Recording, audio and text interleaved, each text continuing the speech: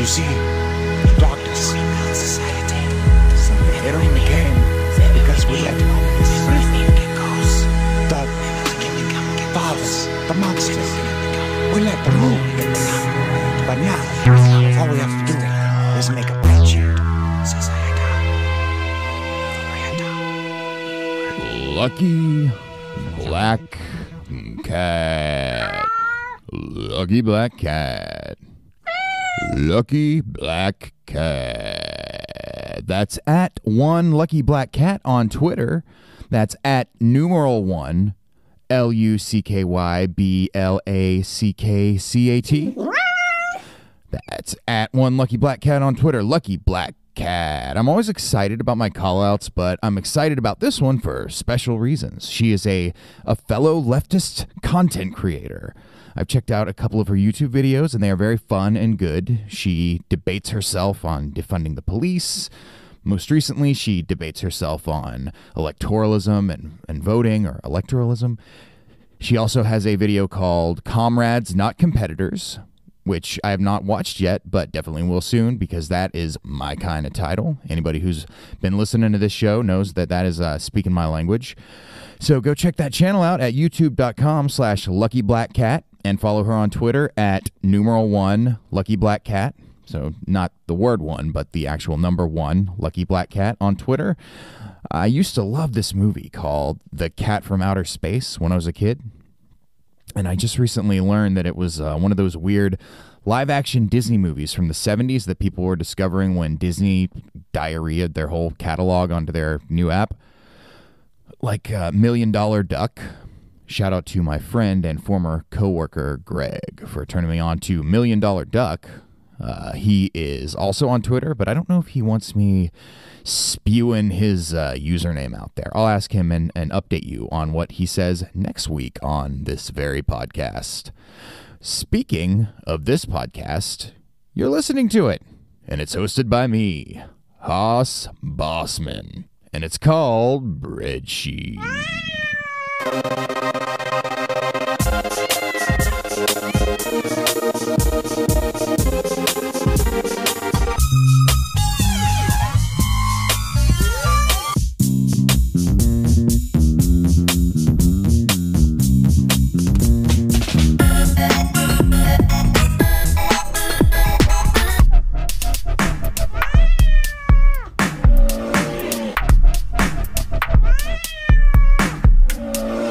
Oh my God, I'm so excited about this and next week's guest, or maybe later this week, depending on when I'm able to get this out.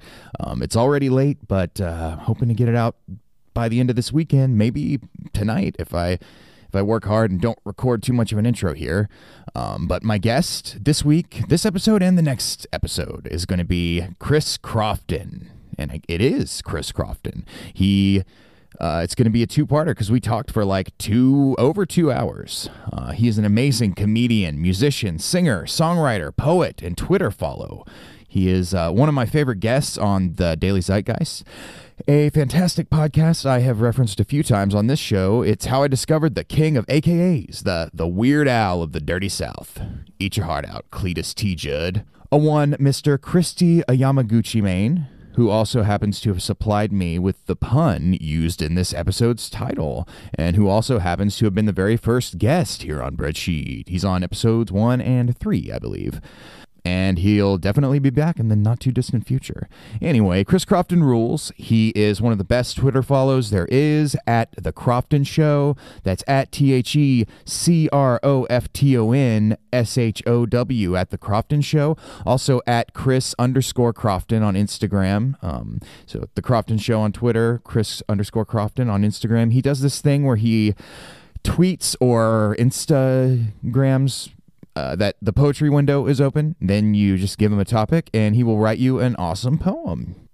You know what? I think my idea to do an original song for each guest was kind of inspired by that poetry window thing that he does without me like really consciously knowing it. Just a fun way to interact with the guests beyond the interviews. And in his case, a cool way to interact with the fans. Maybe I'll try to think of something like that I can do with y'all that won't eat up. I would love to make an original song for every single one of you, and maybe I'll make a Patreon tier that's like that, but it does take time, and I just wouldn't be able to do that. But maybe I can make little micro songs for people on the Patreon. I don't know. Art is great, isn't it? Poetry is the best. Like I've been known to say, I've always been more of a poem head than a novel freak. I could really talk about how much I love Mr. Crofton's body of work, including his poetry, for a while, but I suspect you'd rather I just get to the interview. This will be a short intro. I can't promise the same thing about part 2. I mean, I have to spew my opinion about whatever terrible disaster besets humanity between now and then, but maybe nothing will happen, you know. But this conversation with Chris Crofton was great. We were wonderfully all over the place, and it's just a great, very real, genuine conversation. And I feel like, you know, we had a nice connection, which is ideal in an interview, especially on a show like this with the types of like feature-esque interviews I try to do on here. But I'm not blowing smoke here. Chris Crofton's 2018 album, Hello, It's Me, is one of my favorite new albums I've heard in the past several years, maybe the past like decade. I'm pretty picky about music in general, but I'm real picky about non-punk music or non-rock, you know, non-music with distorted guitars maybe. And his album is just a super singer-songwritery, soft, genuine, stripped-down sort of thing. You know, the musicians on it are amazing, I imagine, because he's a Nashville guy, Mr. Chris Crofton, and the songwriting is refreshingly simple without being, like, simplistic or superficial. Cannot recommend it enough. It's called Hello, It's Me by Chris Crofton. I knew that Chris and I were kindred spirits when he started talking about the YouTube rabbit holes he goes down on the Daily Zeitgeist when I first heard him as a guest on that podcast. We get into that a little tiny bit in part 2, but we spoke for over 2 hours total, and there's so much more ground we can cover, just talking about some of the random shit we find amusing, getting more into the creative process. But for this chat, we mainly stick to politics and art and music. He seemed to enjoy himself. I had a good time, so, you know, maybe he'll want to come back in a few months or something like that. Our conversation definitely veers off a bit, but like I said, in fun ways. That's exactly what I was hoping for. He always brings a chaotic energy to the Daily Zeitgeist that I was really hoping to capture, and I think I was successful in at least that regard for this interview.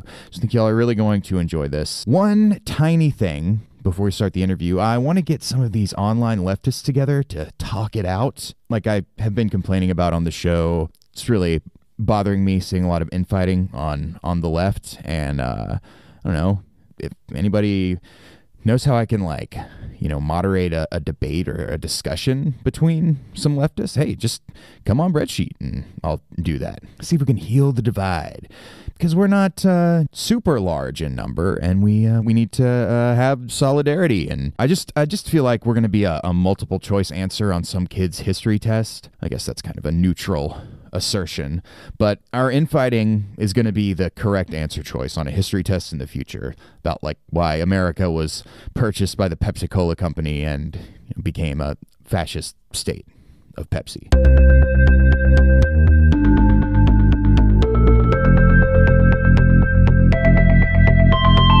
I am on Twitter and Instagram at Hoss_Bossman. Please support me on Patreon at patreon.com/Hoss_Bossman. Check out my YouTube channel at bit.ly/HossTube, or by searching YouTube for Hoss Bossman, my fake name. Call and leave me a message to be played on the show and perhaps addressed by me. Also on the show, as long as it isn't racist, at bit.ly/callhoss. And please, without much further ado, enjoy this amazing chat, part 1 of my interview with the great Chris Crofton, poet laureate of These United Snakes, on Twitter at The Crofton Show, Instagram at Chris_Crofton. Stream or download/buy his amazing album, Hello, It's Me, at all the music places. Honestly, truly, I love this record, and I'm going to play us out of this episode, actually, with a song from it, I believe. Ladies and dads and moms and stepsons and whatnot. Right after his theme song I made for him plays. It's called Cold Brew Got Me Like, which kind of have a catchphrase of his. So Cold Brew Got Me Like is what it's called, of course. And I'm so tickled. I might make him another one if I have time next week. I won't have time, but if I did, I might. Everybody, I love you. Please give a warm, hearty breadsheet welcome to Mr. Chris Crofton.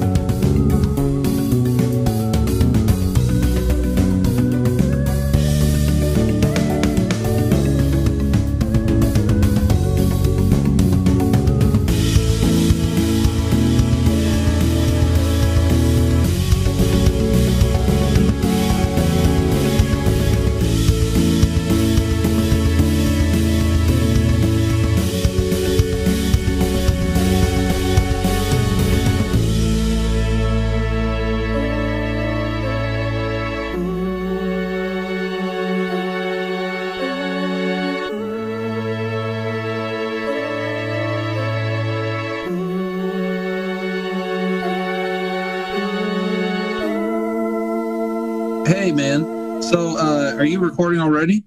Yeah, it like kind of automatically starts recording. Oh, okay. Yeah, that's right. It's Zoom. I forgot. Yeah, I forget. Well, I don't know actually what I'm talking about. In this realm, I have no fucking idea. So, is this I just woke up recently, so I'm gonna be fucking fucked up. So, hold on one second. So, first of all, nice to see you, and thanks for having me on. And you're always now. Let me get this straight, because I am like very, very. I keep everything in my head. I don't write anything down, which is is causing a lot of problems. Sure. But your first name is. Okay, so my real name. Hoss Bossman is you on fucking the shit, right? Yeah, like basically all the, it's a kind of a stage name sort of for like music I make and stuff. Yeah, but sure, yeah. My real name is Kevin. I tell people, if you feel silly as an adult person calling another person Hoss, then you can call me Kevin or whichever you prefer. Some people think it's fun to say Hoss, I think, but whichever one you prefer. No, whatever. Okay, cool. Just because I have no idea what's going on ever since this pandemic, and I had no idea really before that either. But anyway, Kevin, thank you. I'm actually rearranging my house in a substantial way for the first time, and I'm like just very, very confused. So, thanks for having me on. Now I remember. And you interact all the time with poetry. Yeah, I love Crofto's Poetry Corner. Is that what you call it on Twitter? Well, now it's Poetry Window, yeah. But I stripped it down so I had to use less typing. But yeah, thanks. I know you. I mean, I don't mean to seem like an asshole. I just woke up.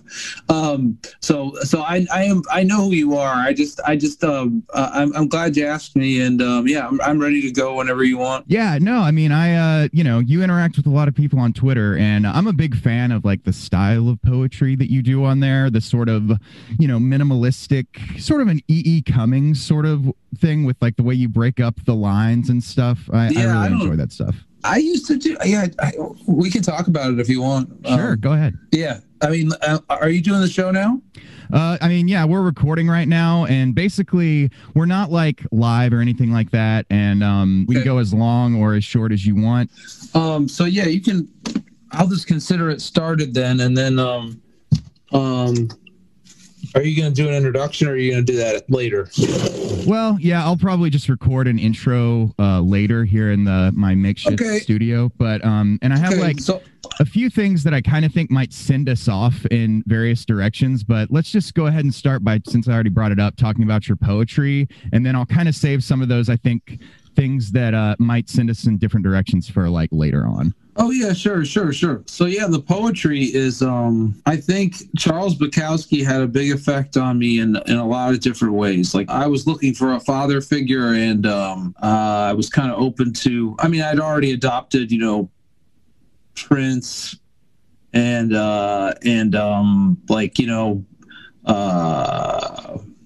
maybe, Jim Morrison. Basically, any rock and roll biography I read, that person was my new dad. Okay. And the dadding and the parenting was always horrible from a rock and roll biography. as you can imagine. Right. But if you're not, I've said this so many times in so many different places, but I think it bears repeating. If you're I'm going to keep saying it for the rest of my life, obviously. You get to a certain point where you've gotten all the wisdom you're going to get, and then you start losing it. And I feel like I'm at peak wisdom, and that just means I'm going to say the same 5 things over and over again.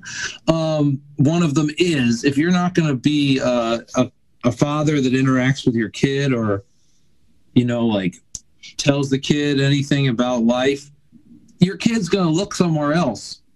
And, and that tends to be pop culture stuff a lot of the time. And, pop culture, people who have made it in pop culture are just, first of all, well, this is a separate, it's kind of the same topic, but just they're an aberration. They're not a normal person. I mean, there really is. I mean, it's fun to aspire to be successful, but to take your advice from a person who is, has a level of notoriety that has probably bent their brain in some way, and in a bad way, has made their advice useless. Like, you can't take advice from anybody who's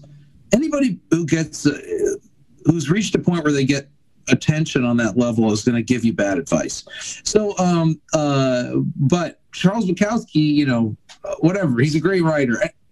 Back to poetry, he's just a big influence on me in a lot of ways. I've cut out the drinking part of the influence, and I've just remembered what I really love about him, which is undeniable, that he had an openness of voice and and there are other authors that have this, but Charles Bukowski happened to be the one that I came across on a table in a house. I'd never heard of him before. I just saw notes of a dirty old man and that picture of him on the cover lighting that cigarette, and I just immediately, that's right up my alley. Poisonous masculinity and smoking. But anyway, I loved his simplicity, and I love the fact that he doesn't follow any rules. One of his poems is like, well, I don't know if it's a poem, but he has a short story where it's just advice on a dead serious, dry, regular advice on how to bet on horse racing, and he calls it a short story. And that's it for me. I mean, that's like just an eye-opening moment where you're like, nobody's in charge of what a short story is. No one's in charge of what a poem is. And that's the whole idea. And the fact that we've gotten to this point, with everything sort of has this sort of template at this point, we're in late, I don't know how to describe where we're at as far as culture, but, we've run through the cycles of, I don't know exactly what I'm talking about now, because I woke up recently. But we've gotten to the point with, I really don't know what I was saying, but something about, anyway, Charles Bukowski just defined a poem. However, that's what I was going to say is, at this point, everything has been done for Western civilization's been up and running for a while, and there's these sort of preconceived notions and a lot of nostalgia in our culture, a lot of repackaging of the past in a really destructive way for just to fill airtime and to create content. You can always just do endless documentaries about how everything was better before and how the stupid Summer of Love changed everything over and over again. Fuck the Summer of Love, and just fuck the Summer of Love and how much it's diminished all the summers that came after it just by kids having to listen to baby boomers talk about how their fucking childhood was better than anyone else's just because they're in charge of all the media outlets. I mean, that is so crazy. That the summer of 2004 was better than the Summer of Love for some people, and that if they were in charge of the media, they could make documentaries about the summer of 2004. And it's just baby boomers have the reins, like Lorne Michaels making Saturday Night Live until he's a mummy. I mean, Saturday Night Live has ceased to be the Dave Chappelle monologue was wonderful, but any of the skits and things, skits. I hate when anyone calls what I do in stand up, if I do stand up and people are like, I like your skit. So not skits, but sketches. I'm not trying to diminish. I mean, there's some fun stuff on Saturday Night Live, but you can't parody something that's when there's no establishment anymore. There's no establishment to look to. So there's parody is empty. It's like Saturday Night Live's trying to make fun of the starched shirts, how do you say it? There's nobody to poke fun at. What's the organization we're making fun of? I mean, everything's devolved into total chaos. So you have to find a way to exist in that, not just parody chaos. That's fucking madness. So like, I'm not interested in the Saturday Night Live, like sort of impersonation machine at this point. It's just stupid. I mean, I understand when there was an establishment to make fun of, like Richard Nixon or whatever, or Gerald Ford, or, you know, when people thought there was like some, you know what I mean? Yeah, sure. No, I mean, a line from a Bad Religion song, which I'm a Bad Religion fanatic. So like there was like a newer song that's interesting to me. What's the singer's name? Greg Graffin? Yeah, Greg Graffin. Oh, Graffin. Yeah. Yeah. I don't really know much about him. I mean, I do. I remember, wasn't that song 20th Century something, boy? Yeah, wasn't that their like hit in the 90s? Yeah, they had like, you know, one or two. They had a little the 1990s sort of punk and pop punk boom that hit. They were sort of, you know, on the fringes of that, I would say. You know, they never. Yeah, I remember. That's how I found out about them. I never got deep into them, but I'm sure they're good. I mean, I know Greg Graffin is. I know his lyrics are cool, good. I mean, I don't know if that's the big draw with them. Is like probably him being his voice, maybe. I mean, his writing. Yeah, I think like the guitar player. Not to get too into Bad Religion talk, but the guitar player and he. Like kind of co-write most of the songs, or kind of, you know, write half and half. And he the lyrics, they can be a little bit cold, I think, but you know, I got into them at a pretty young, the first concert, like real concert I ever went to, besides like, you know, my neighbor's dad's like California Raisins band or whatever that I saw when I was like a little kid, was Bad Religion here in Atlanta at the Tabernacle. And so, you're in Atlanta? Mm-hmm. Or I'm right outside. I'm in the suburbs of Atlanta right now. Where? What suburb? Norcross, Peachtree Corners. That area. Wait a minute. Oh fuck, that's so funny because I've been down there in Smyrna. Okay, I used to work in Smyrna. Okay, so I know exactly where you are. I was just there. Because I was down there visiting a friend I was in Nashville. I fled California when it got too hot because I have a shitty air conditioner and I'm in this little like back house in a yard. And it's actually I work part-time at a wine bar, and my boss, this is his backyard. Like he has a back house. He has a back house, and it's kind of a funny little back house that's kind of falling apart. And I'm actually in the middle of trying to make it normal. But anyway, I know exactly where you are then. So were you I'm getting confused. Performance too? Did you perform in Atlanta ever? Yeah, I mean, just sort of the skinny on I was always in bands and like, you know, singer-songwriter stuff and, you know, a lot of punk bands and country-esque sort of bands.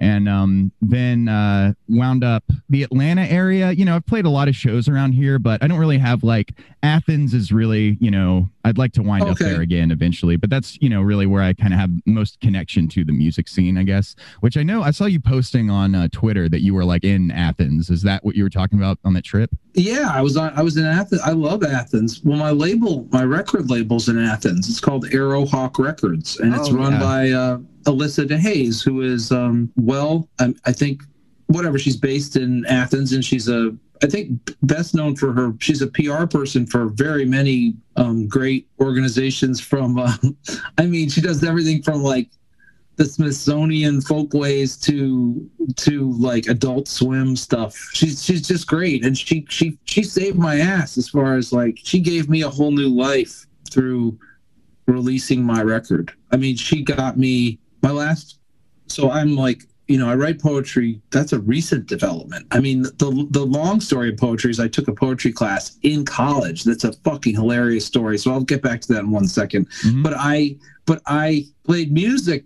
out of college. I did stand up first, and then I wanted to play music, but I just didn't know how to play guitar really. I was just learning. And so anyway, I was kind of wanted to be a musician, not a stand-up really. I mean, I liked stand-up a lot, but when you just do music, you can do stand-up at the same time. You just talk between songs. I mean, but in stand-up, you can't play like some real sad song in the middle of your set. You know, I seriously can change tone a lot when I play music. I can be funny and I often am funnier when I play music than I am when I do stand up, because I just get so relaxed and so happy up on the stage. There's no pressure, and if you start down a path that sucks, you just play a song. So it's really, and people are way more forgiving of musicians because they think you're cool. Stand-ups they're already angry at, which I think is so funny about that. Like, people are like, stand-up's the hardest art form because people have a chip on their shoulder about it right from the beginning. Whereas music, they are much more in awe of people who play music. Your average person is. So, like, even if you're the world's shittiest musician, you get more respect than like the world's best stand-up comedian, because everyone suspects that they're funnier than the stand-up comedian. No matter who it is, they're like, well, Bill Burr is pretty good, but I'm also pretty funny. But when it comes to music, like, certain people, if you play a D for them, they're like, oh my God, you're incredible. You know, so it's like very much fun. So Alyssa made me a musician again by putting out I'd been a musician all along, but I just started to focus on stand-up because I just didn't see a future. Wow, you have an assistant? It's my girlfriend. Wow. I asked her, someone who's where's my person to hand me something off screen? I've never been so one-upped in my life. That was one of the most disrespectful. I'm kidding. Well, I wanted to. I love that. In honor of speaking with you, I wanted to get some cold brew, but I didn't really have time to go and get any. And I don't usually drink it. I'm more just like drink coffee. But I have some sweet tea, which is a type of cold brew, really, if you think about it. Whatever, I'm fine with that. I love that my life has become cold brew. That's another. I've had so many different brands. It's absurd, and not one of them has really made me any money. But I keep having more and more. Now I get more cold brew got me like submissions than. Anyway, it's changed my life in this way that's absurd. All I do is look at things and say cold brew. I mean, in my head, should I take a picture of that for cold brew got me? Like I see anything, I'm like, oh, that's a cold brew got me. Like, it's really, I'm gonna have to stop when the pandemic's over or something. I'm gonna have to stop doing this. But for now, it's really fun. And so anyway, I was in Athens because of Alyssa. I was just decided to visit down there. I love that. I love Athens. And I'm thinking about long term that maybe I would move there. I mean, if I can't afford LA really. I just have this sort of situation in a back house that I can afford. Yeah, I'm living in my girlfriend's parents' basement and have been for the last like 3 years because my girlfriend's been in law school, so she couldn't really work, and so like it is much cheaper here than it is in LA, but like that's one reason I've always kind of wanted to end up back in Athens is that it's a lot, college town, just much lower cost of living there. And plus, I reached the point after college, I went to grad school there and I kind of got to the point where I was too old. I felt like weird and old when I was around in like the bars around all the like younger people, like the college students, but also a little bit too young to hang out with like the towny, like folk musician type people. So I was like, I'll get out of there for a little bit and move back eventually. But it is just like such a fun and like laid back town. And if you're an artist, it's like not the best place to, you're probably not going to get like super famous there, but it's a lot easier to make a living as an artist or to get something out of it and some exposure than it is in, especially Atlanta is not great for that. Well, yeah, I came from Nashville. So, the real story is I came from Connecticut. I grew up in Connecticut in a wealthy sort of nondescript suburb, heavy, like a power center for the Northeast. And we were not poor, but we were made to feel poor in that town because of the level of wealth. So it was like I had this experience of growing up poor, even though I wasn't really poor. So it's not a very sad story in a way, but it functioned the same way for me as far as being shamed by these very wealthy people. So I grew up in Connecticut, and that's where I kind of like got my, class rage. There's no other way to describe the engine that's run me ever since. And kind of in a bad way, because I was a pretty happy-go-lucky kid. And I think really being bullied by these, and yeah, it didn't necessarily mean being punched in the face, but being made to feel less than by people who are often dumber than you just because they have money. And,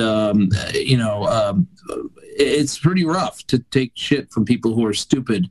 And you kind of end up having to submit in this culture to those people, and probably every culture. But I mean, it just never stopped driving me insane that the arrogance of people who are wealthy, who hadn't done any work to earn it. So they just have this sort of confidence that comes from absolutely nothing. And it's unshakable. And that's what we see in our senators and our Congress people for the most part. I mean, that's people in power come from these power centers. They've been given things through social networks that were set up in God knows when, 1795 often, but usually the early 1900s, where their parents made some huge, or their great grandfather made some huge amount of money in some industry that has now been fully exploited. But they discovered oil, or fucking made a railroad, or whatever they did, and these kids just siphon off of that teat for the rest of their goddamn, generation. It's enough money that generation after generation after generation of that family gets power for no reason and has less qualifications than a regular person, because they actually haven't even had to do anything. They haven't had to learn. They haven't had to read. They haven't had to grow, evolve. None of those things. They come pre-made. They have all their political beliefs put into them as children. They never question them because they don't have any reason to, because they never leave that bubble. And they end up idiots, and they have no idea that they are idiots. They think because they have this money that they are incredibly smart, and you can't shake that belief from them. I mean, because the only way that they could ever have a moment of like sort of realization, or an epiphany that they haven't done the work to get the power that they have, is they would have to lose that power, which they never will. They are guaranteed, at least in the current, until there's like the pitchforks and torches thing, these people are going to strut around with some money from 19th century soap, borax mining or something that they had nothing to do with, and they're going to end up, and they still swagger around like they are somehow no more than other people, and then they confidently make terrible decisions about foreign policy and stuff because they're simply not qualified. They're just overconfident. Yeah. And it drives me insane. And a lot of what they do, that reminds me of an observation I think just puts into perspective how the power structures are in our society currently, is like if Jeff Bezos doesn't show up to work for 6 months, Amazon's going to continue running just fine. It's like not even going to we wouldn't even notice it from the outside anyway. But if your garbage man doesn't show up for 2 weeks, chaos would ensue from that. I should credit the political comedian Lee Camp, who, I'm pretty sure, said the first variation of this Bezos garbage man scenario analogy thing that I heard, I believe on the Media Roots radio podcast, which is hosted by Abby and Robbie Martin and is real good. Lee Camp has a show on RT called Redacted Tonight, a podcast called Moment of Clarity, and a couple of 3-hour-long stand-up specials on YouTube. This background is weird, right? It's strange to me that Apple includes this wide variety of customizable globes maps on their free factory stock video editing software, iMovie, which I use because I'm poor and simple. Okay, thanks for being here. Back to the interview or whatever this is.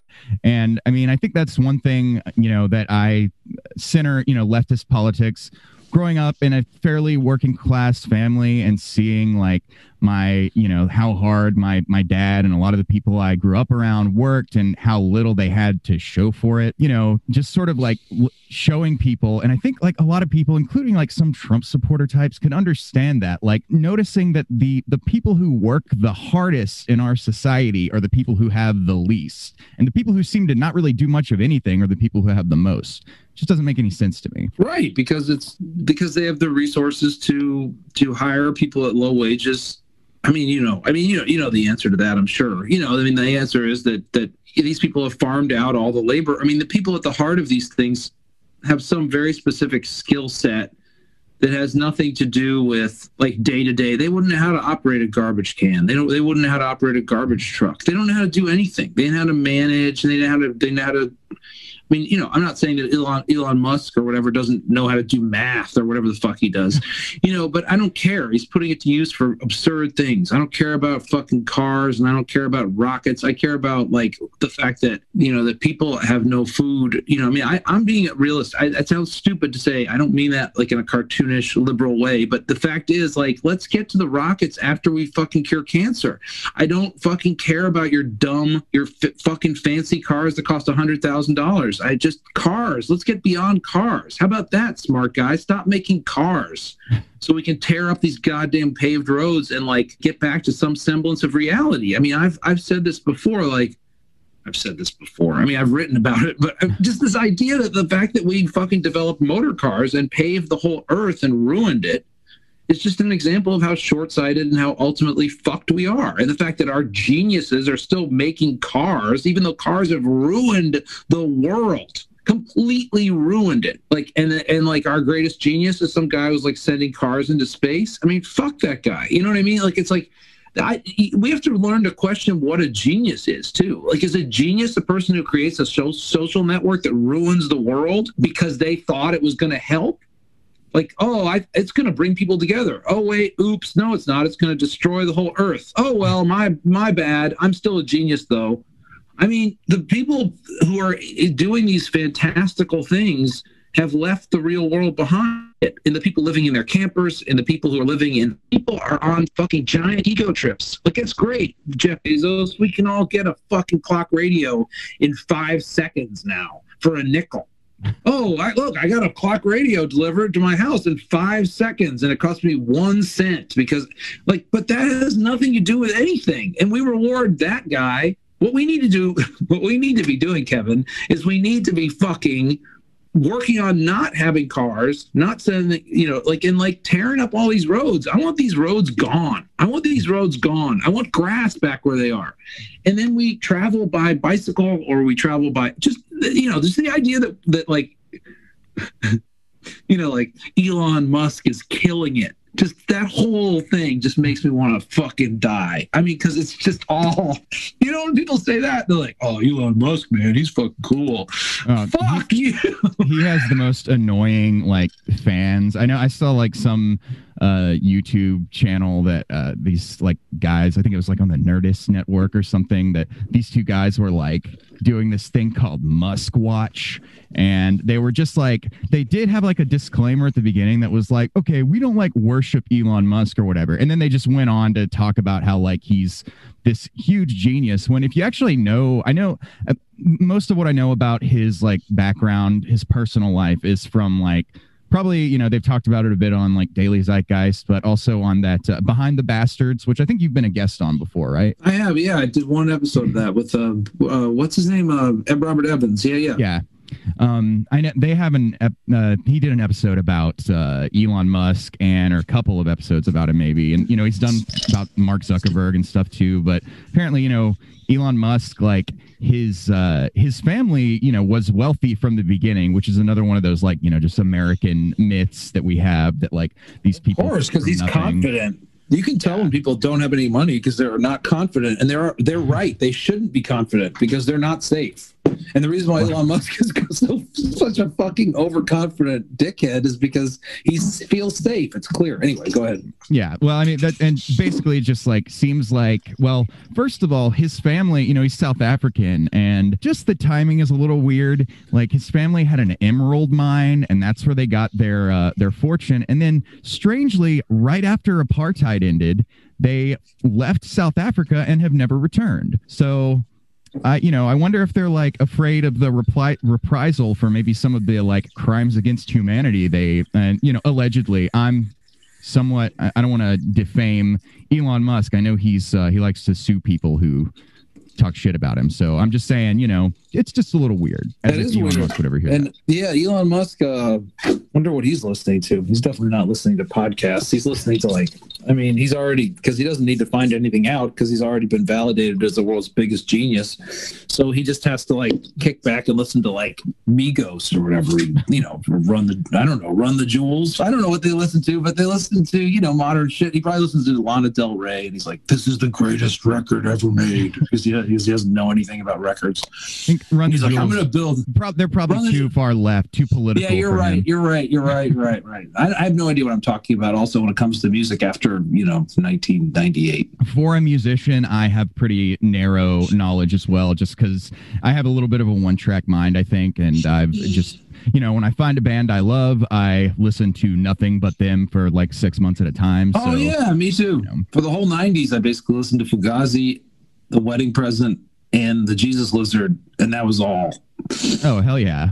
And that's why I don't know anything about any of the other bands. Like I get real obsessive about bands I love. And once I find one I really love, then I kind of tend to flip for them. And then I don't need the other ones. So like a lot of people are like, oh, you never listened to this band in the 90s? And I'll be like, oh no, but it doesn't mean I don't think they will. I probably could have gotten hooked on them, but I was already hooked on Fugazi, the Jesus Lizard, and the Wedding Present. But that's good taste. So as far as the 90s, a lot of great music came out in the 90s, but yeah, I have the same thing like Nirvana. I know the hits and like some of the album cuts, but definitely like very lacking in my knowledge of some of that like music that people who grew up in the 90s, just absolutely love. Well, I was a huge Nirvana fan, but people like Elon Musk, music tends to be something, if you grow up privileged, you tend to, music is something you have to really have time set aside for to engage with. I just have a suspicion that, that most kids that grew up real wealthy probably have a less, this is maybe made up, but I just bet you Elon Musk listens to music kind of like background music while he's just like yelling about whatever his latest project is. So he probably doesn't even know what he is on. He's like, is this Billie Eilish or is this, and they're like, no, it's Leonard Cohen. And he's like, oh, interesting. I bet his engagement with music is pretty superficial. Oh, sure. I'm certain of it. We'll definitely get back to talking about I'm sure the topic of billionaires and assholes and how they are one and the same often will come up again. And we'll definitely get back to talking about art stuff. I'm kind of like I've got a couple of guests coming up who I think would be good to talk about this sort of thing with, but trying to kind of like have sort of a theme to the guests as much as I can. Yeah, and sure. The intersection of like art and politics is a really big one for me, and just like an interesting sort of question, but I'll get to that one in just a little bit. If you want to so you're from Connecticut. Yeah. How would you say, and you've already kind of talked about how it gave you some sense of like class consciousness. So that was really kind of the starting question that I ask everybody about is like, where are you from? How would you say it's influenced your politics or, artistic, academic pursuits? What, if you haven't covered it so far, what about like your family, the people you grew up around? Was it a particularly like political household? No. I grew up in Connecticut. My mom was my mom. She kind of quit. She kind of did some stuff. She was a teacher before she got married, but after I was born, the first of 4 children, she just became a mom, and my dad worked on Wall Street to some success and but he always kind of hated it. Like he never had I didn't have anybody saying like, it was interesting. He moved us to New Canaan, Connecticut. New Canaan, Connecticut is like an hour outside New York. And, he just moved there because it was close to the train, because it has a train station. We'd lived in a slightly mellower town as far as wealth before that. And I've asked them my parents, why they moved us to such a wealthy town where sort of sensitive kids were kind of set up to fail. And they just were like, we don't, and I've had resentment about that. And they're just like, we didn't know. We just thought it was close to the train. We were not aware, we just didn't think about whether it would be good for kids. I think in their defense, back then it just was, you just didn't think about the kids or something you'd sort of disciplined. And it just wasn't something you thought about like necessarily, oh, what about the kids? Like, what are they going to think of this rich town that values only sports and wealth? How are they going to fit in? That was not something that crossed their mind, but it turned out to be just not a very good place for me because I think I was a pretty sensitive, nice person. And then but I'm not dumb. And I realized the games you have to play there. So I always wanted to be popular and I always wanted to be where the action was because I was a very social. Like I wanted to have fun, and it seemed like the shiniest things I was attracted to. Plus there was no counterculture back then that I was aware of in that town. I didn't know like, oh, I could be a nerd or something. There seemed to be 2 options, like be popular or be dead. It was pre-Nirvana. It was pre-internet. I had no sense of anything except for if I don't somehow get in with these people, I'm fucked. I didn't have any other ideas.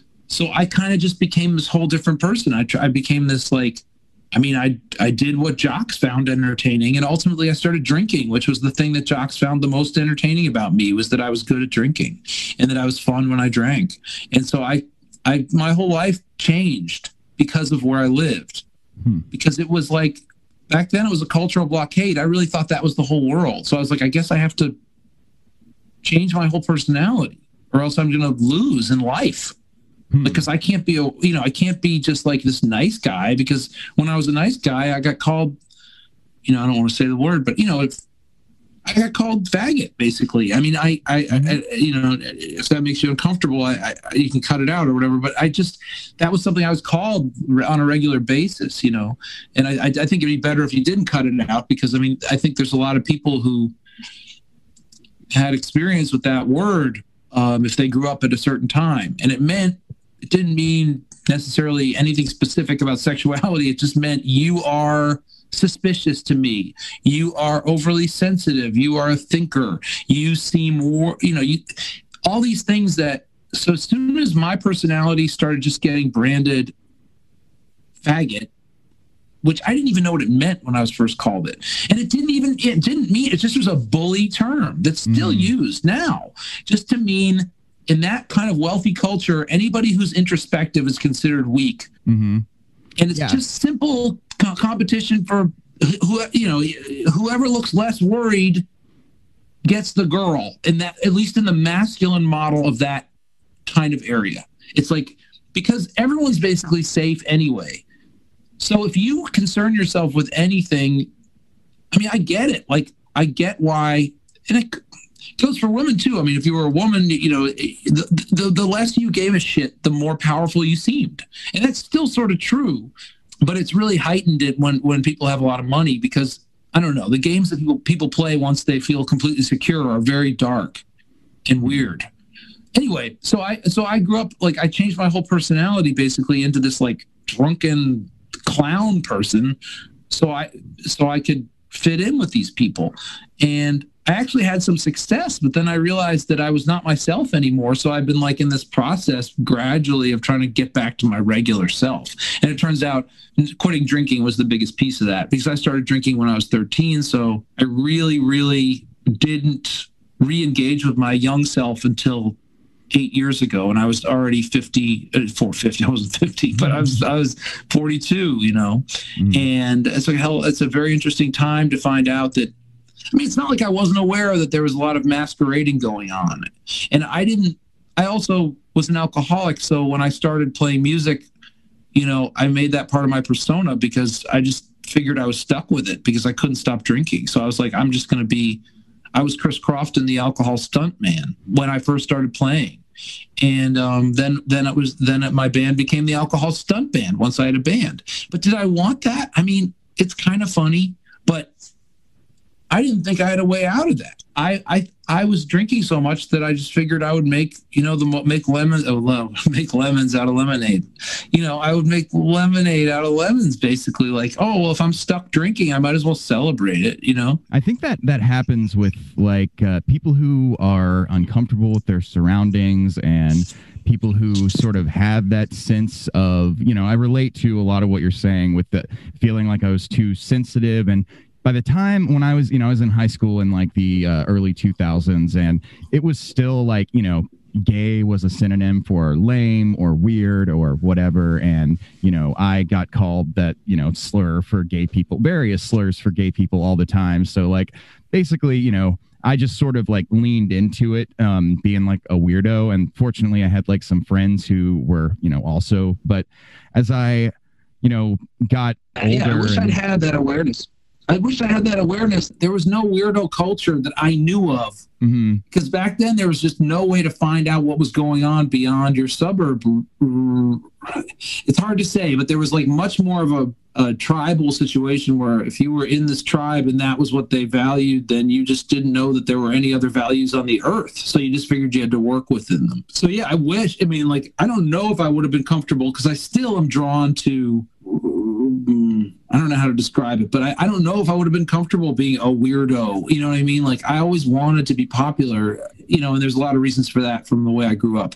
But anyway, I understand what you're, go ahead. So anyway, you're saying weirdo. Oh yeah, no, I think something that was different about that, the time when I grew up, as opposed to, the internet was still like fairly new and social media wasn't a big thing and everybody didn't have cell phones quite yet, but and smartphones hadn't taken over, but there was still a little bit more of a sense, I think, as opposed to people who grew up even just a few years before that in the 90s, there was a little bit more of a sense by then, and it's only gotten more so. I used to work with kids. I taught high school 2015, 2016. And wow. I really got, and I was an English teacher. So my praise of your poetry should mean a whole lot more than a normal person. My God. But holy hell. That's so nice. At some point I should tell the story of my poetry thing, but go ahead. Yeah. Oh yeah, well definitely. I will. I've got some points to touch on that'll bring you there. I took a poetry class in college, and it's just a very funny thing because I had no idea what the fuck I was doing. My stabs at becoming artsy, growing up in basically a lacrosse team. You know what I mean? It's very interesting because my becoming an artist was such a strange thing for me because I had come from a background where that was considered gay. So, it was I just didn't know. It was such an awkward, just put it that way. My poor poetry teacher, let me just put it that way, because I had no idea what poetry was. I just was interested in it. And I accidentally signed up for a 400 level poetry class. So anyway, that's the beginning of I signed up for the people who already knew how to write poetry class. Oh, so I'll tell you that story later. Go ahead. Well, it is just, what does it mean to know how to write poetry? And I think what you were saying earlier is super important. Just the idea that we feel so boxed in, even if you consider yourself an artistic or creative person, there are always these parameters, and it can be really hard to just think, well, no, I don't have to do it that way. It's hard to break out of that. And, the conformity thing, I think that's sort of what I was saying earlier is seems like things are getting better for kids as far as being more tolerant of different types of people and stuff like that. And I think the internet probably is a huge part of that. But I have some optimism and hope about the generation that's coming up now. They don't. It seems like things have gotten progressively a little bit less closed-minded, which could be good. Yeah. Oh, I agree with that. I think the future is bright if there just are some resources for people. That's the problem. It's I think that's why there's going to be a giant reorganization, because I do think that more information leads to, which the internet provides, it provides a lot of other bad shit, but it does provide more information. So good outweies the bad in people. There are more good people than there are bad people, and there are more good. There's Americans, humans. That's an American's perspective. I call all humans Americans. Humans. Humans are, wired to be social and cooperate and be friendly, or else, they wouldn't be alive. If everybody was mad all the time and killed each other, we wouldn't be around. So, the good outweighs the bad, by design. That's the reason we still exist. Sure. So it's I don't think we have to worry that it's just capitalism, especially this stage of it, has gotten the money concentrated with so few people that everyone else is feeling horrible and stressed and angry and all these things that are connected to just being insecure. And that's when I say safety, or Elon Musk existing in a safe space. That's what wealth feels like. When I grew up with super wealthy people and I got to go on a vacation with them, it's like being on drugs. I never felt that sense of safety in my own home. Never, ever. That feeling that everything is taken care of, no matter what emergency happens, you have the money to take care of it. Your car's not going to break down. If you need something fixed, you hire somebody to fix it. It's intoxicating, and it makes you, anyway, as long as people have to exist in an insecure world, people without resources are justifiably upset. I don't mean that in terms of Trump people grievances. I just mean you want anybody to be able to function and make moves in the right direction. They have to have resources. And that includes woke kids, whatever. everybody deserves to have a framework to work in. But when Jeff Bezos has all the money, that's why I'm afraid there's going to have to be a reset, something probably ugly, because you can't have 5 people have all the money. It's not complicated. And it's, how humans are. I mean, once you've got a lot of stuff, you don't give it back. You just don't give it back. You give it to your relatives, maybe. Yeah. I mean, the wealthy, I'm not the first, I can't remember what this quote is from, but something along the lines of like, you can either have like democracy or you can have wealth concentration at the top, like the way that we have it now, or wealth inequality. You can't really have both, because whenever wealth gets concentrated at that high of a level, as we know, sort of as you were kind of alluding to, wealthy people, once they get a certain amount, it's like this pathology that they just want to hoard it and, get more of it. And despite the fact that incredible. I've been in those atmospheres, man. Those people are on drugs. Money is a drug. You get a lot of money, you are stoned. I mean, you are 24/7. You are stoned on safety. You are stoned on security. It feels real good. It feels real good to have all your fears, besides the fear of death, which of course is the thing that wealthy people can't deal with because it's the only thing they can't get rid of, but that feeling of safety is intoxicating, and it's like a drug. So yeah, you get a drug, you get a ton of cocaine and you get addicted to cocaine, comparing money to cocaine right now, obviously. You get addicted to cocaine, money, and you have a bunch of it. And I mean addicted. You get addicted to this safety feeling that wealthy people have. You're going to stock away every bit of that cocaine you have for like your relatives, for your friends. You're going to stockpile it. You're not going to give it to anybody else. You don't give away cocaine. You just don't. When you're addicted to it, you never give it away. In fact, you defend it with handguns out there, like that couple with the fucking bank who live in that house that looks like a bank that's like something like 50,000 square feet. That famous couple from St. Louis that pointed the guns at the Black Lives Matter demonstrators. That's what happens when you have money. You don't give it away. You build the world's biggest house, and then you stand outside it with fucking guns. Like they weren't even real. Well, she was holding like a commemorative. It was probably like, Doc Holliday's Derringer or something. They bought it at auction. She was holding some kind of like commemorative, like novelty looking Derringer or something. Like gun that used to belong to like Andrew Jackson or something like that. Totally, yeah. She just grabbed it off the shelf of their, their gun, whatever, their gun den. Yeah, and that's, the cocaine or just drug metaphor is pretty appropriate, I think, because like as we know, as drug use, the high starts to go down to where like the drug isn't even like satisfying or like making you happy anymore. It's just like something that you need. And I think wealthy people sort of have a similar thing with money accumulation, is like, past a certain point, it's not really bringing them any more joy. They just like can't live without it. No, and they're like, just in case I should keep this. I mean, there's no point where, or if they give it to something, they're going to, and it's the reason why this sort of idea of like philanthropy is going to save us is bullshit, because they also want, if they're going to give away their money, they want there to be a dinner where they get like an award. So that happens most when you give your money to like museums or whatever. You have to give your money to other wealthy people to get the dinner. You don't get anything. If you give your money to poor people, you don't get to go to some big ball. You get nothing. So you give your money to other wealthy people so they can throw parties for you. So that's why philanthropy always ends up going to more wealthy causes. They give it to like a museum, or they give it to NPR or whatever, and they get to meet Ira Glass, or they do something where they get more wealthy people stroking. There's no advantage for wealthy people to giving money away to people who need it. They only will give it to people who will give them a medal, and that's people who don't need it. So good observation, actually. I really thought about that. That's the most fun thing. I've never thought about that before. And that's what I love about drinking coffee and conversation, because I tend to figure things out loud.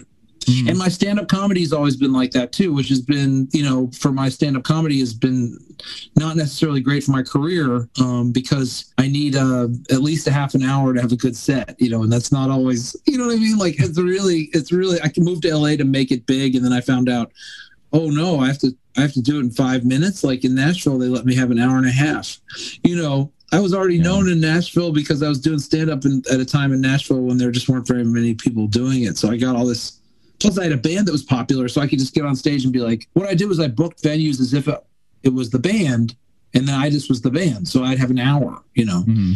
Anyway, this is my favorite shit, though, because I never thought about that before, that yeah, rich people want a gala or a gala, you know, when they give money. You know what I mean? Yeah, and I've never thought about that before. There's just they don't get their ego stroked. So that's why people are like this idea that benevolent billionaires are going to save us. It's just not true, you know, and it's because they're on drugs. When you're a billionaire, you're on drugs. Your judgment's not good. If you could think straight, you would give your money to poor people.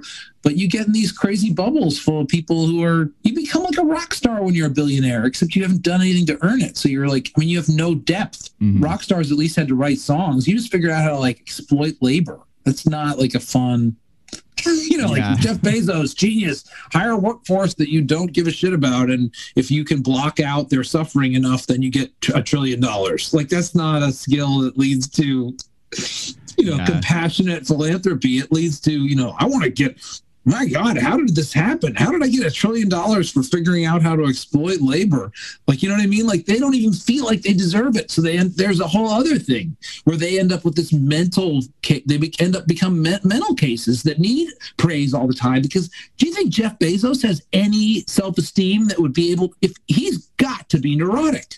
Because when you get praised for something, when you get $1 trillion, how are you going to live up to that? How are you going to live up to that on a day-to-day basis when you get out of bed? How much pressure does that put on you? And how much do you need approval as a result of how much guilt you have because of that? How many galas do you need where you get awards? Because you're never going to stop feeling like on some level, deep down, you know this is inappropriate, that you should not have this many resources, that this is way out of hand. But, you know, so there's just so much mental stuff that goes in. And that's why in the end, unfortunately, these things happen in cycles. Like the humans set up some system, other humans that are more needy figure out how to game it and get all the resources. Then the humans that aren't fucking insane rise up and destroy everything. And then it starts, whatever new utopia. Oh, can you hear me? Yeah, you broke up for just a second there. But you said... I was just saying that unfortunately, these things go in cycles. The people accumulate a humongous amount of wealth. They won't give it away. There's a giant reset in the form of like a giant war or something, right. And then everything's reduced to rubble. And then you start again. And then the same thing happens, unfortunately. You start with this utopian idea, and then a couple of weasel people come in and figure out a way to game the system, and they end up with a ton of resources. And then everybody says, well, maybe they'll just give away their resources and they'll be benevolent. And then it's like, nope, they just ended up having like gold furniture. And then you have to like fucking reset it again. So, I mean, we're in this place where people have accumulated, we are in late stage capitalism where the money's already gone to the top. And now there's going to have to be a reset because these people, look at history. They don't give it away. They respond to guillotines, maybe. Yeah. I mean, it is completely unsustainable. And what you were saying there about how like wealthy people must be so neurotic, and these extremely wealthy people don't like with like some famous people. It's like, you never have any idea if anybody actually likes you. You don't know, like you're probably distrustful of people. And then all those sort of neuroses you were talking about. It's like, and, if wealthy people are unhappy in this system, like the people who are supposedly winning, if they're not even really winning, then who the fuck is like benefiting from this system really in the end? I don't think anybody really is. There's people who are definitely a lot better off and, a lot less stressed out than other people. But, they've done studies that like past $70,000 a year or something like that, like past basically the point of income where you don't have to, $70,000 out in LA is probably like, not enough to get you by. But basically, like once you've reached the point of income where you don't really have to worry about money anymore, you can afford everything, your happiness goes up because you're not stressed out. But then once you start like making more and more, the happiness levels, like in these surveys and studies they've done, like happiness levels start to go down actually. Yeah. If they're not winning, if there's supposedly the winners and they're not winning, then like, what the fuck are we doing? Well, yeah, once you get a certain amount of money, you get bored. I mean, once your needs are, I mean, like once you have that safety, you know, and you have like, I mean, these people have these situations where they really can hire anybody they want to fix anything. They can hire people to make their meals. They don't have to do anything. They don't have to like know how to fix a lawnmower. They don't have to run a lawnmower. They don't, I mean, that's not, that's like, okay, you won, you got safety. But life is not just about safety. Like there's a lot more going on. Like humans like to have adventures and they like to have connections and they're romantic and idealistic and all these kinds of things that once that safety thing is met, there's a lot of other things that are left out of that equation.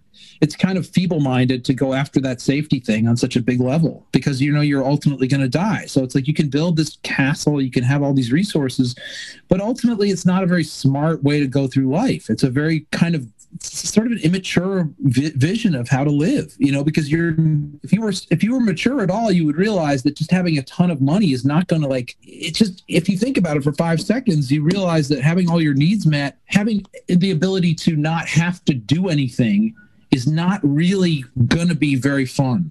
You know, it's hard to get your head around that, but it's you know, Kurt Cobain, I've seen this interview a million times, and it's one of the last interviews he did, and he's talking about how his life, well, basically saying my life is ruined from wealth. He's saying that I used to love going to thrift stores and finding some little treasure, and now I can buy whatever I want, and it's ruined it. Like I used to value, if I found something that I liked, it meant the world to me. Now that I can buy whatever I want, I mean, it's just such a simple, it almost sounded like he was making it up. You know, it almost sounded like he was just trying to, I mean, first of all, he was interviewed to death. So I understand that he eventually probably was just like, I don't know. You want to hear about how I used to like thrift stores, but now I don't, you know, but I tended to think it was kind of like, I mean, I never know when Kurt Cobain was being like playing up his sad sack side. I kind of suspect he sometimes in interviews he liked to kind of exaggerate how, I'm not sure though, I have no idea, he might have been suffering, maybe, you know,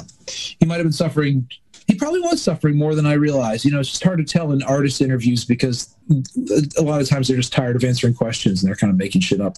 But yeah, the point being, his point was very serious, I think, thinking about it right now, talking to you, Kevin, and that is just that, yeah, he made $1 zillion, and it turned out he didn't really want that. He wanted to be successful as an artist, but he didn't want to be able to buy anything he wanted. You know, he thought maybe he wanted that, but then he found out, yeah, there's no fun in, and as a result of having all these resources, people want to get close to me, and they're not necessarily people who like me. They're just people who want to be close. So it's like you ruin everything in a way. I mean, do you think Jeff Bezos has any real friends? I mean, the guy's is surrounded by people who are trying to get money to start their stupid businesses. You know, I mean, can he walk 3 feet before some shyster is not trying to get him to invest in something?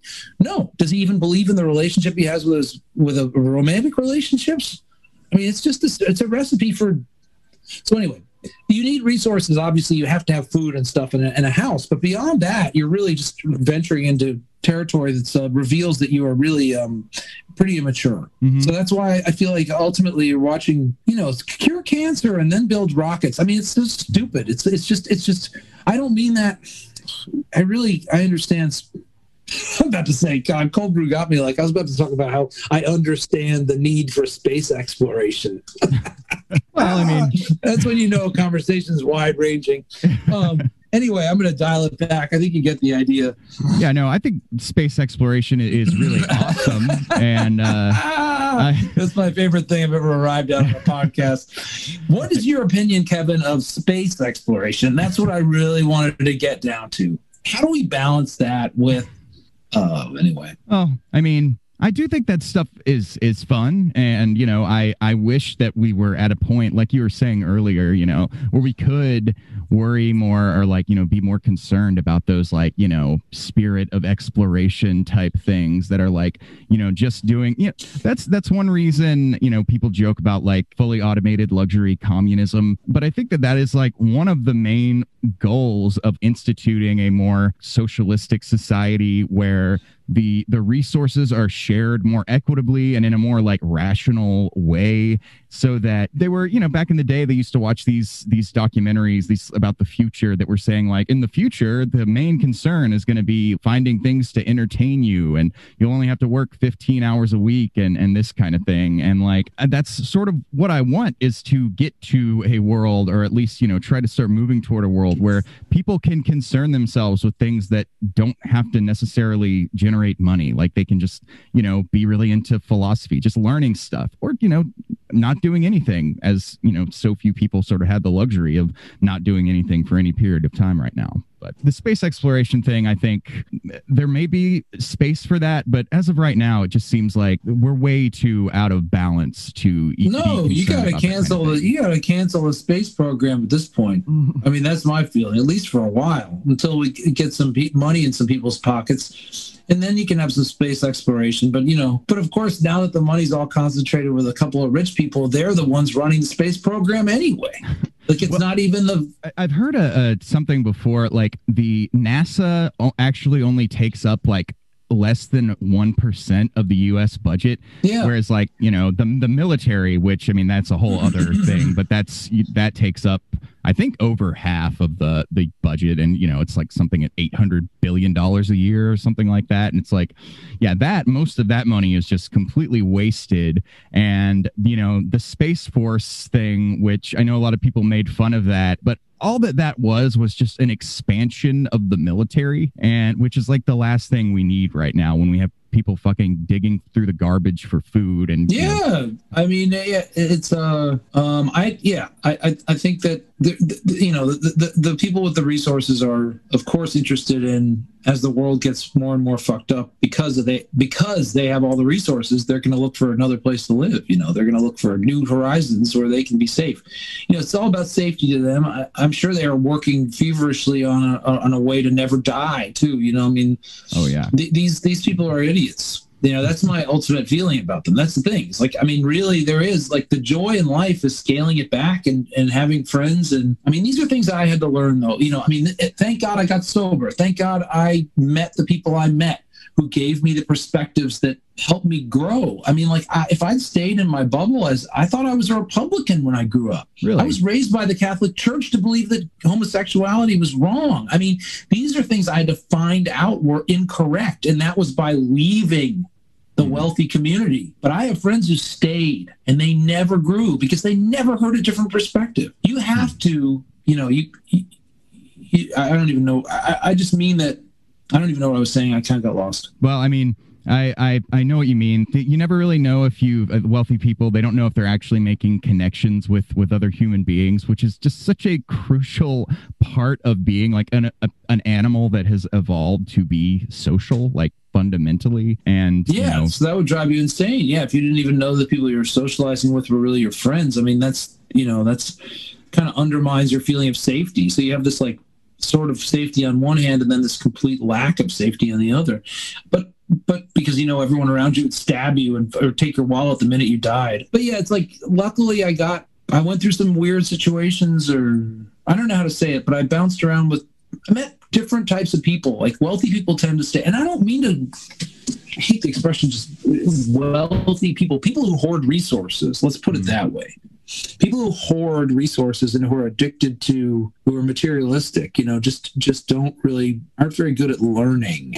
And you have to learn, because I'm a different person. I was not always this person who understood that happiness comes from having just enough resources and then helping other people, and all these types of things that I didn't know were the real basis of life. The real warmth of life is interactions with people and helping people and being friends with people, and it has nothing to do with stuff, but that's why I'm so sick of celebrating, idiots like Elon Musk. I mean, it's just, I actually consider him to be an idiot. Like, you know what I mean? Like, people like it. I don't care. I'm not to say he's not a talented person, but the way he's putting it to use, in my opinion, makes him an idiot. And there has to be a perspective shift where people understand that people are not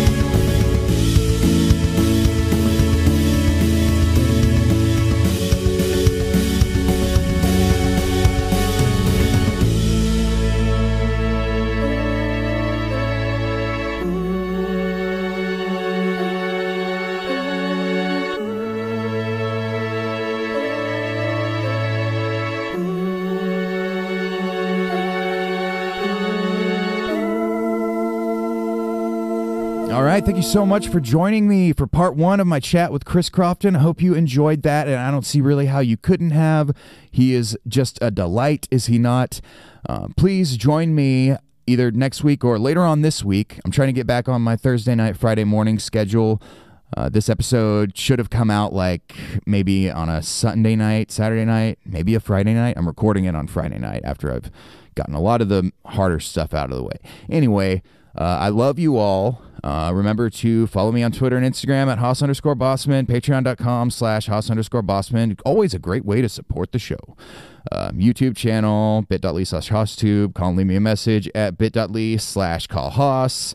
And I don't know if I said yet that Chris Crofton, you can, him, I know I've said it in the show, and he probably said, oh no, this is part 1, so it won't have his little ending part. So I'll say it for him. Follow Chris Crofton on Instagram at Chris_Crofton, and follow him on Twitter at The Crofton Show, and make sure and listen to his amazing album. It's really one of my favorites that I've heard in recent years. Hello, It's Me. Check that out. It's his solo album, and here is I'm gonna play a song from it. I'll probably do UFO Hunters, so I'll just go ahead and decide on that now. For this part 1, we're gonna ride out on UFO Hunters, one of his songs. Yeah, we're gonna listen to maybe part of that. I don't know if the copyright stuff, he's under Arrowhawk Records, so please don't give me a copyright claim or anything. Chris Crofton did give me permission. I have it on recording, but maybe he didn't know that. He needed to ask y'all first. Anyway, I love you, and I want you to make sure that you only emit healing light today. I usually can think of a better one than that, but just light up the souls of everyone around you, and make love to the atmosphere. Make love to the fabric of reality. Is that a good one? Okay, love you guys. Let's heal the world. And now enjoy UFO Hunters by Mr. Chris Crofton, and make sure to come back later this week or next week. Next episode, next time an episode drops. Make sure and be here to get part 2, which is a little bit longer, actually, the interview part, than part 1, probably. All right. Love you guys. Mwah.